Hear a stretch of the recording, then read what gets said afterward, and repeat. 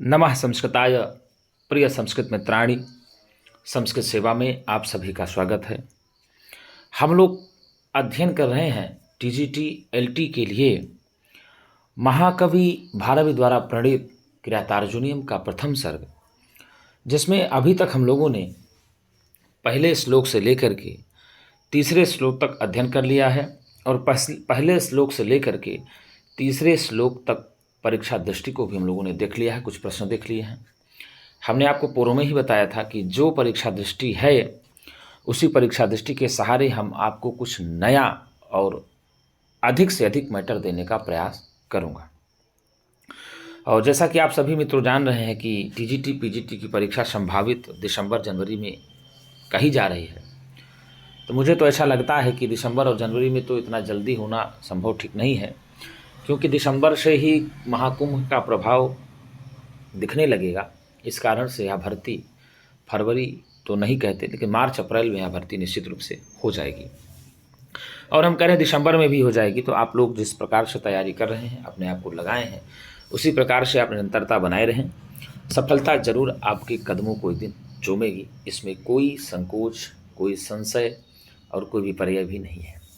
आपका संकल्प एकदम दृढ़ होना चाहिए, इसके आगे न पीछे कोई विकल्प नहीं होना चाहिए, तो निश्चित है कि सफलता मिलेगी।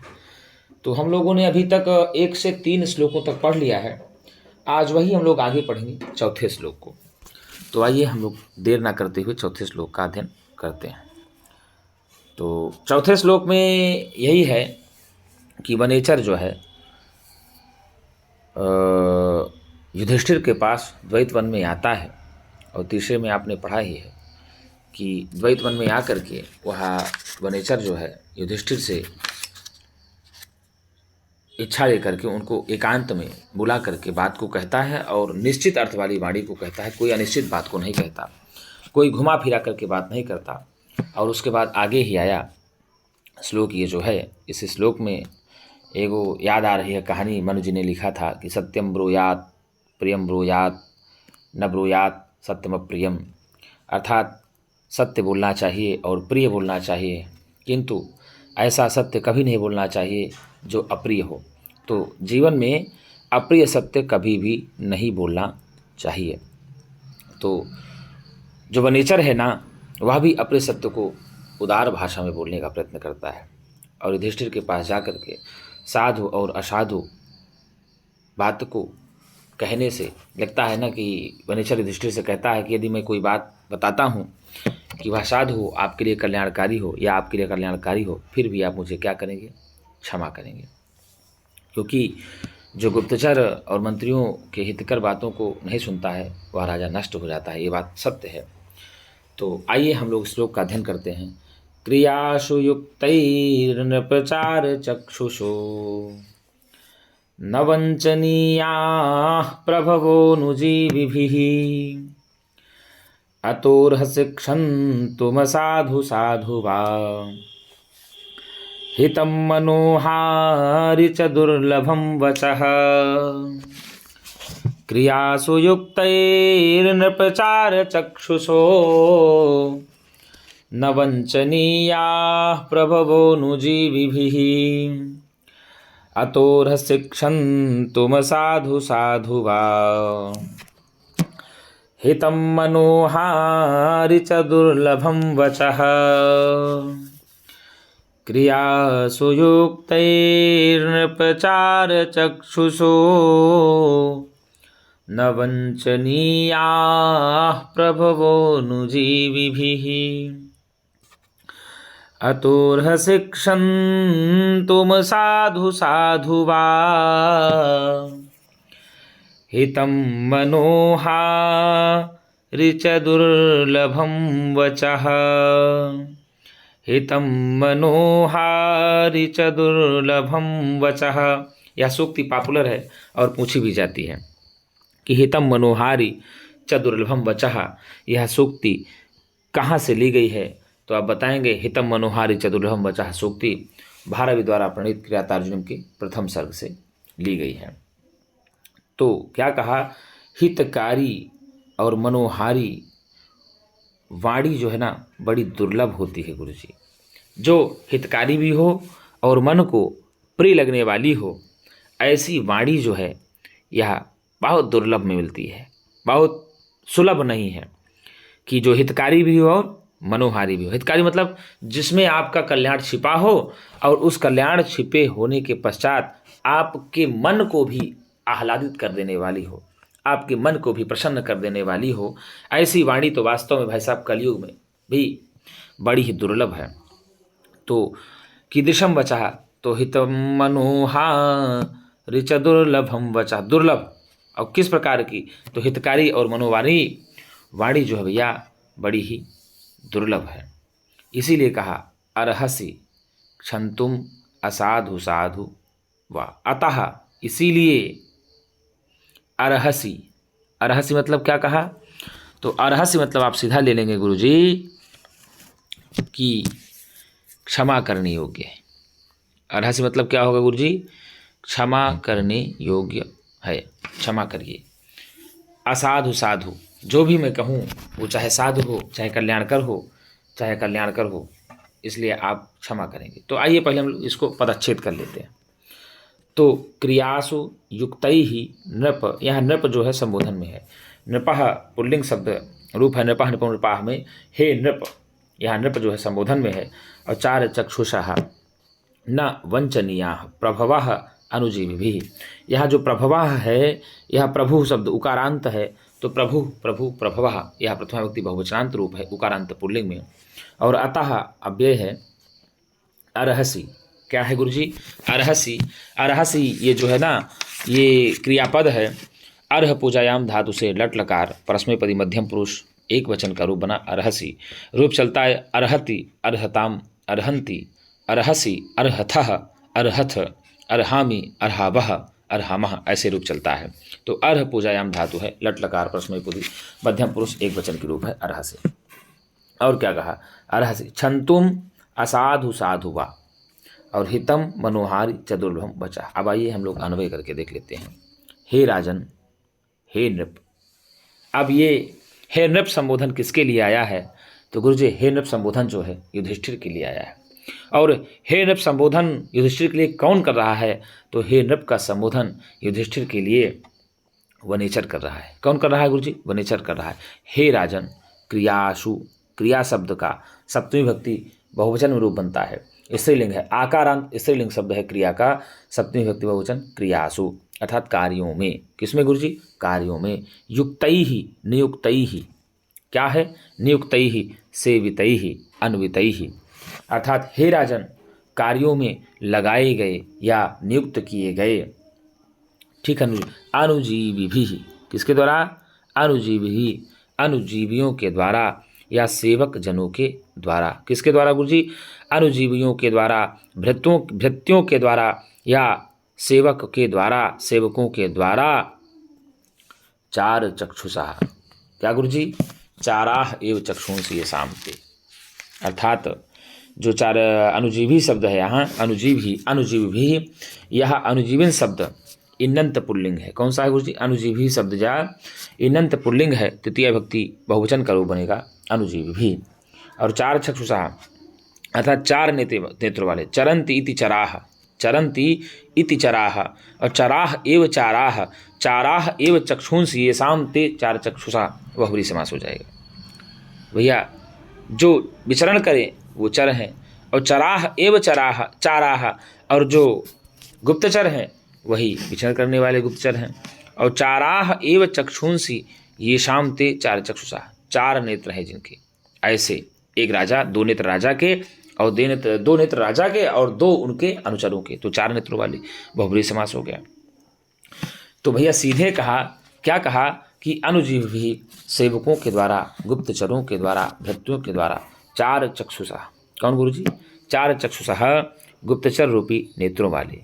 कैसे गुरुजी, गुप्तचर रूपी नेत्र वाले। भाई दो राजा के नेत्र हुए और दो गुप्तचरों के नेत्र हुए, तो राजा का नेत्र कौन होता है, गुप्तचर होता है। प्रभवः की दिशा प्रभवः, तो भैया चार चक्षुषः प्रभवः, अर्थात गुप्तचर रूपी नेत्रों वाले प्रभवः स्वामी को। किसको गुरुजी, गुप्तचर रूपी नेत्र वाले स्वामी को न वंचनीया, नहीं ठगे जाने चाहिए, नहीं ठगे जाने चाहिए। अर्थात जो गुप्तचर रूपी नेत्र रूपी वाले राजा हैं उनको ठगे जाने नहीं चाहिए। क्या होना चाहिए गुरु जी? नहीं ठगे जाने चाहिए। ये जो वंचनीय शब्द है यह अकारांत पुल्लिंग है, प्रथमा व्यक्ति बहुवचन में, प्रथमा व्यक्ति बहुवचन में है। तो वंचनीयाः प्रभवः न, अर्थात स्वामी को ठगे जाने नहीं चाहिए। किससे नहीं ठगे? तो चारा एव चक्षुंषि सामते चार चक्षुषा बहुब्रीहि समास, अर्थात गुप्तचर रूपी नेत्रों वाले स्वामी को नहीं ठगे जाने चाहिए, नहीं ठगे जाने चाहिए गुरु जी। और फिर क्या कहा? इसीलिए कहा अतः अतएव, अतः अतएव असाधु साधु वा, इसीलिए अप्रिय अथवा प्रिय वचन को, इसीलिए अप्रिय अथवा प्रिय वचन को, अर्थात अच्छा ना लगने वाले अर्थात अच्छा लगने वाले वचनों को सुन करके क्षमतुम, क्या गुरु जी? क्षमतुम, आप हमें क्षमा करने के अर्हसी योग्य हैं, आप हमको क्षमा करने के योग्य हैं। क्योंकि जो हितकर बात होती है और मनोहर बात होती है ऐसी वाणी तो बड़ी दुर्लभ होती है। जो हितकारी भी हो और मनोहारी भी हो ऐसी वाणी इस जगत में तो महाराज जी बहुत ही दुर्लभ है। आपको बता दें कि वनेचर जो है ना, युधिष्ठिर से ही क्यों वार्ता को बताता है। वनेचर जानता है कि युधिष्ठिर बड़े धीर हैं, गंभीर हैं और बड़े हैं, और यही बात को धैर्यपूर्वक सुन सकते हैं और यही बात को सुन करके क्षमा भी कर सकते हैं। और ये गुण अर्जुन, भीम, नकुल, सहदेव में नहीं है, इसीलिए उनके सामने नहीं कहता, इसीलिए रहस्य एकांत में जा करके बताता है। तो फिर देख लीजिए, क्रियासु युक्तैर्नृपचार चक्षुषो न वंचनीयाः प्रभवोऽनुजीविभिः अतोर्हस्य क्षन्तुमसाधु साधु वा हितं मनोहारि च दुर्लभं वचः। हे राजन नृप, हे राजन, क्रियासु कार्यों में युक्त ही नियुक्त किए गए अनुजीवी ही सेवकों के तो कीदृशै ही, तो अनुजीवी युक्त ही, तो अनुजीवियों के द्वारा, सेवकों के द्वारा, चार चक्षुषः गुप्तचर रूपी नेत्रों वाले प्रभवा स्वामी को न वंचनीया, नहीं ठगे जाने चाहिए। क्योंकि अतः, इसीलिए, असाधु साधु वा, मेरे द्वारा जो कुछ भी कही गई बात है वह चाहे असाधु हो, चाहे अप्रिय लगने वाली हो, चाहे साधु हो, चाहे प्रिय लगने वाली हो, फिर भी वो सारी बातें क्षंतुम अर्हसी, आपके द्वारा क्षमा करने के योग्य हैं।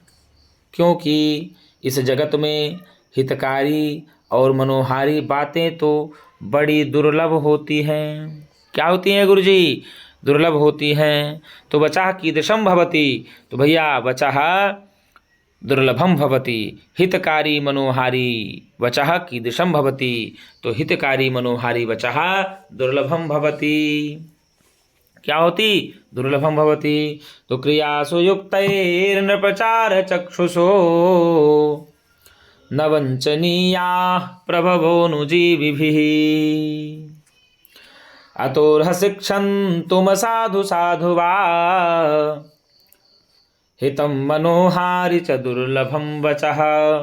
हे राजन, हे युधिष्ठिर, क्रियासु कार्यों में नियुक्त किए गए, क्रियासु कार्यों में युक्त ही नियुक्त किए गए अनुजीवी भी, सेवकों के द्वारा, गुप्तचरों के द्वारा, सेवक जनों के द्वारा, चार चक्षुषः गुप्तचर रूपी नेत्रों वाले प्रभवः स्वामी को, प्रभु प्रभु प्रभवः, प्रभु प्रभु प्रभवः, प्रभु ऐसे रूप चलता है। तो प्रभवः यहाँ प्रथमा व्यक्ति बहुवचन का रूप है। प्रभवः न वंचनीयाः, अर्थात नहीं ठगे जाने, विशेषण है वंचनीयाः, चार चक्षुषः, ये सब प्रभवः का विशेषण है। तो क्या कहा? क्रियासु युक्तैर्नृपचार चक्षुषो न वंचनीयाः प्रभवः न प्रभवोऽनुजीविभिः अतोर्हसि क्षन्तुमसाधु साधु वा हितं मनोहारि च दुर्लभम वचः। हे राजन, कार्यों में लगाए गए गुप्तचरों के द्वारा, सेवक जनों के द्वारा, गुप्तचर रूपी नेत्रों वाले, प्रभवा स्वामी को नहीं वंचनीय ठगे जाने चाहिए।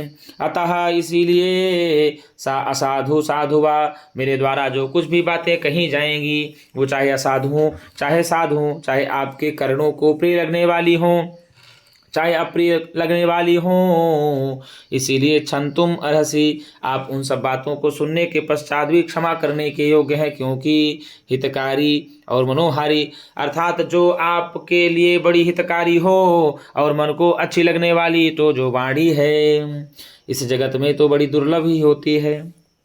क्या होती है गुरुजी? बड़ी दुर्लभ ही होती है। अब आपसे अगर पूछ ले कि क्रियासु में कौन सा शब्द है, तो क्रियासु में क्रिया शब्द आकारांत स्त्रीलिंग सप्तमी विभक्ति एक वचन है, अयुक्त ही में तृतीया विभक्ति बहुवचन है, नृप में क्या है? संबोधन है, चार चक्षुषाः, तो भैया चार चक्षु चाराह एवं चक्षुंस ये शाम थे चार चक्षुषाः बहुव्रीहि समास हो जाएगा। ये भैया ये तो स्वामी युधिष्ठिर के लिए कहा जाएगा। गुप्तचर रूपी नेत्रों वाले प्रभवा, प्रभवा का विशेषण है। प्रभवा का क्या है गुरुजी? विशेषण है। चार चक्षुष शब्द जो है सकारांत पुल्लिंग प्रथमा विभक्ति बहुवचन है, समस्त पद है और यही प्रभवा का विशेषण है। और जो ये प्रभु शब्द है, प्रभु शब्द प्रभु प्रभु प्रभवाः प्रभुम प्रभु प्रभून ऐसे रूप चलता है ना, जैसे गुरु गुरु गुरवाः गुरुम गुरु गुरून् गुरुना गुरवे गुरोह गुरोह, तो वही भैया प्रभवाः प्रथमा विभक्ति बहुवचन का रूप हुआ। और ना यहाँ पर क्या है? अव्यय है। ना क्या है? अव्यय है। आपसे अगर पूछ ले ना क्या है तो अव्यय है। आप क्या बताएंगे? ना को अव्यय बताएंगे। और वंचनीयाः, तो वंचनीय शब्द से आकारांत पुल्लिंग में प्रथमा विभक्ति बहुवचन रूप बनता है वंचनीयः, वंचनीयो, वंचनीयाः प्रथमा विभक्ति बहुवचन ये भी विशेषण पद है। अतः ये अव्यय है। अतः क्या गुरुजी? अव्यय है। अतः क्या है? अव्यय है। असाधु, क्या कहा? असाधु और साधु। जो असाधु शब्द है वह उकारांत नपुंसक लिंग प्रथमा विभक्ति एक वचन विशेषण पद का रूप है। असाधु शब्द उकारांत नपुंसक लिंग है, ठीक है ना, और प्रथमा एक वचन विशेषण पद है। और जो साधु है वह साधु शब्द उकारांत नपुंसक लिंग प्रथमा विभक्ति एक वचन विशेषण पद है। साधु असाधु, असाधु साधु, ठीक। और वाह अव्यय पद है। क्या है गुरुजी? वाह अव्यय पद है। और यहाँ क्षंतुम जो है क्या है? ये क्षंतुम, क्षंतुम में तुमन प्रत्यय है। कौन सा प्रत्यय है गुरुजी? तुमन प्रत्यय है। और अर्हसि, अर्हसि जो है गुरुजी आपको हमने पहले भी बता दिया कि अर्ह पूजायाम धातु से लट लकार प्रथम पुरुष एक वचन में रूप बनता है, परस्मैपदी मध्यम पुरुष एक वचन में रूप बनता है अर्हसि, क्षमा करने के योग्य हैं। तो भाई आज्ञा और निवेदन अर्थ में लोट लकार किस अर्थ में होता है? आज्ञावाचिक भी होता है और निवेदन में भी होता है। तो यहाँ निवेदन कर रहा है वनेचर, किससे कर रहा है? युधिष्ठिर से कर रहा है। इसीलिए कहते हैं कि आप भैया क्षमा करने के योग्य हैं। और अर्ह पूजायाम धातु जो है लट लकार मध्यम पुरुष एक वचन का परस्मैपदी धातु है। तो आपको बता दें इसका रूप चलता है अर्हति, अर्हतः, अर्हन्ति, अर्हसि, अरहथः, अरहथ, अर्हामि, अर्हावः, अर्हामः। तो यहाँ लट लकार है। कौन सा लकार है गुरु? क्षम्यताम, जो लोट लकार को आपको लोट लकार बता रहे थे वो तो लोट लकार आज्ञावाचक में होता है, लेकिन यहाँ लट लकार का प्रयोग किया गया। किसका? क्षमा करने के योग्य हैं, क्षमा करने के योग्य हैं, तो अर्हसि हो गया।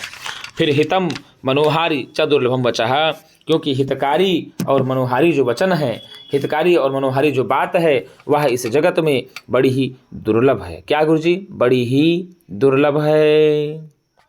और जो वचः है ये वचः, ये वचः शब्द सकारांत नपुंसक लिंग प्रथमा विभक्ति एक वचन का है। वचः शब्द सकारांत नपुंसक लिंग प्रथमा विभक्ति एक वचन का रूप है वचः। वचः शब्द सकारांत नपुंसक लिंग प्रथमा विभक्ति एक वचन का रूप हुआ। और दुर्लभम, ये जो दुर्लभ है गुरुजी, ये दुर्लभ शब्द जो है आकारांत नपुंसक लिंग प्रथमा विभक्ति एक वचन का रूप बना, वचः का विशेषण है। वचः का विशेषण क्या है? दुर्लभम। यह आकारांत नपुंसक लिंग प्रथमा विभक्ति एक वचन वचः का विशेषण हो गया दुर्लभम। और जो मनोहारी है ये मनोहारी, यह मनोहारिन शब्द है, नकारांत नपुंसक लिंग प्रथमा विभक्ति एक वचन वचः का विशेषण है। क्या है भैया? वचः का विशेषण है। और हितम शब्द, हितम शब्द भी जो है गुरुजी, हित शब्द आकारांत नपुंसक लिंग प्रथमा विभक्ति एक वचन है। अब देखिए वचः का विशेषण क्या है? दुर्लभम वचः, एक दुर्लभम हो गया, मनोहारी वचः, मनोहारी हो गया, हितम वचः, तो हितम मनोहारी च दुर्लभम वचः। जो हितकारी और मनोहारी हो ऐसी वाणी इस जगत में तो बड़ी दुर्लभ ही है। तो क्रियासु युक्तैर्न प्रचार चक्षुषो न वंचनीया प्रभवानुजुभिः अतोर्हसि क्षन्तुम साधु साधु वा हितम मनोहारि च दुर्लभम वचः। अर्थात हे राजन, कार्य में नियुक्त किए गए, कार्य में लगाए गए अनुजीवियों के द्वारा, सेवक जनों के द्वारा गुप्तचर रूपी नेत्रों वाले स्वामी को नहीं ठगे जाने चाहिए। अतः इसीलिए असाधु साधुवा, मेरे द्वारा जो कुछ भी कहा जाएगा, जो कुछ भी मैं कहूँगा, वह चाहे साधु हो चाहे असाधु हो, आप क्षमा करने के योग्य हैं, क्योंकि हितकारी और मनोहारी बात बड़ी ही दुर्लभ होती है। क्या होती है गुरु? दुर्लभ होती है। तो दुर्लभम में दुखेन लभ्यते इति दुर्लभम उपपद तत्पुरुष समास है। क्या गुरु जी? दुखेन लभ्यते इति दुर्लभम उपपद तत्पुरुष समास है। और चार चक्षुषा में बहुव्रीहि समास है, पूछ लेगा। चार चक्षुषा में बहुव्रीहि समास होगा। तो चार चक्षुषा कह प्रभवः, नवंचनीयाः कह प्रभवः, अर्थात ये सब प्रभवा का विशेषण है। और क्या पूछा? और पूछा गुरुजी कि क्रियासु अनया असौ स्मृति वा क्रियातासु क्रियासु, इस प्रकार से आप बता देंगे। और अगर इसमें पूछ ले युक्तैः नृप, तो युक्तैस् धन नृप विसर्ग संधि हो जाएगी। क्या हो जाएगी गुरुजी? युक्तैस् धन नृप विसर्ग संधि। युक्तैस् के विसर्ग रूप सकार को सजुषो रूह से रुत्वादेश हो जाएगा, और रूह के उकार को उपदेशे अजना के इससे इत संज्ञा होकर तस्लोपासु तस्लोप होकर के वर्ण सम्मिलन को नृप्तैर नृप बन जाएगा, उत्तैः नृप बन जाएगा। और चार चक्षुषोः ना में भी विसर्ग संधि हो जाएगी, प्रभवा अनुजीवी में भी विसर्ग संधि हो जाएगी। और जो है आपको अतुरा अतस अर्हसी, इसमें भी विसर्ग संधि हो जाएगी।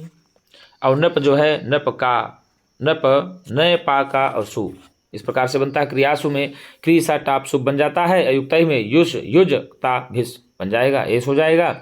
अनुजीवी में अनुजीविणी भिस हो जाता है। चार चक्षुषा में चर अच चर, तो चर अण चाराह चाराह एवं चक्षुंसी सामते प्रभु बहुव्रीहि समास हो जाएगा। प्रभवा में प्राभू डू जस हो जाएगा। और वंचनीया में वंच णिच अनियर जस हो जाएगा। और अतः एतद यहाँ तहसील है। और क्षंतु में क्षम धातु से तुमुन हो जाएगा, ठीक ना। और हितम में ही धा और ता लग करके हितम बन जाएगा। मनोहारी मनस हृय ऋण सु हो जाएगा। दुर्लभम दुर्लभ खल सु अम हो जाएगा। तो आपको बता दें, इसमें अलंकार पूछ ले, कौन सा अलंकार होगा? तो इस श्लोक में पहले पूछे कि वंशस्थ छंद है। कौन सा छंद है गुरुजी? वंशस्थ छंद है। वंशस्थ छंद का लक्षण है जतौ तु वंशस्थ मुदीरितंजरौ, जदौ तु वंशस्थ मुदीरितं, जगण तगण जगण अगण है, वह वंशस्थ छंद होता है। चरणांत में यति होती है और प्रत्येक पंक्ति में जो है 12 वर्ण होते हैं। तो 12 चौक 48 वर्ण पूरे वंशस्थ छंद में होते हैं। और इसमें अर्थांतर न्यास अलंकार है। कौन सा अलंकार है गुरुजी? अर्थांतर न्यास अलंकार है।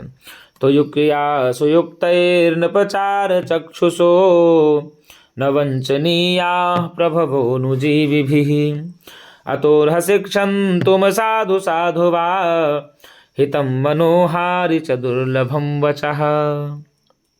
क्या गुरुजी? हितम मनोहारि च दुर्लभम वचः। यहाँ गुरुजी बता दें आपको, एक विशेष बात यही कही गई है, चतुर्चरण में कही गई। सामान्य बात से होने के कारण अर्थांतर सरकार हो जाता है। तो ये जो प्रथम पद्य में 3 चरणों में कही गई एक विशेष बात का समर्थन चतुर्चरण में कही गई एक सामान्य बात से होने का। ये जो सामान्य बात ये हो गई, ये तो बात सामान्य ही है कि जो हितकारी और मनोहारी बात होती है वह बड़ी दुर्लभ होती है, लेकिन जो इसके तीनों ऊपर दी गई विशेष बात में ही सामान्य का बहुत सामान्य का बोध होने के कारण ही अर्थांतरन्यास अलंकार हो गया। और बता दें आपको कि आचार्य मंबट ने काव्य प्रकाश में अर्थांतरन्यास अलंकार का लक्षण भी लिखा है। सामान्यम वा विशेषो वा तदन्येन समर्थ्यते, यत्तु सोऽर्थांतरन्यासः साधर्मेणेतरेण वा।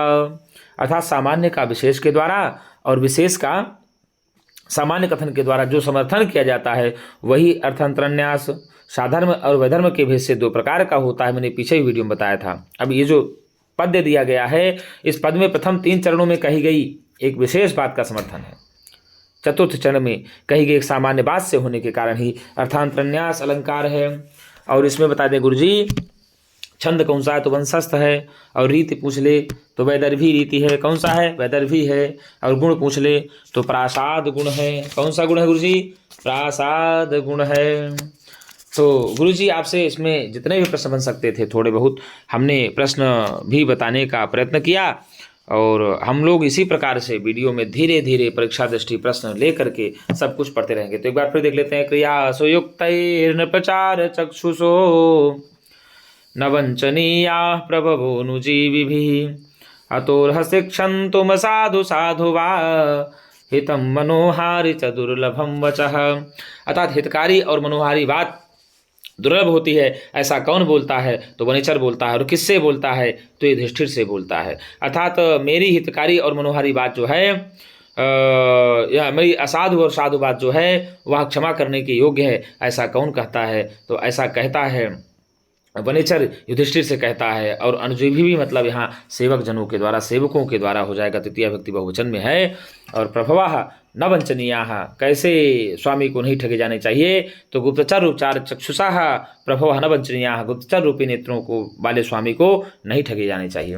और नृप में क्या है? तो नृप में संबोधन है। तो मित्रों, आपसे बार बार मेरा एक निवेदन है, यदि आपको मेरी वीडियो अच्छी लगे, यदि मेरा परिश्रम तनिक भी आप लोग समझते हैं कि हाँ शिवम शुक्ला सर हमारे लिए इतना परिश्रम कर रहे हैं, तो व्यस्ततम समय में होने के बाद भी तो एक बार लाइक एवं सब्सक्राइब जरूर करें चैनल को, क्योंकि लाइक और सब्सक्राइब करने में आपका कुछ लगने वाला नहीं है। और हो सके तो अपने मित्रों को भी शेयर भी करें, जिससे आपके मित्र भी इस वीडियो से लाभान्वित हो सकें। और मैं प्रयास करूंगा कि आपको प्रत्येक दिन ऐसी ही वीडियो बना करके डालता रहूंगा, आपको फ्री ऑफकास्ट पढ़ाता रहूंगा, जब तक यह मेरा जीवन है संस्कृत के लिए है।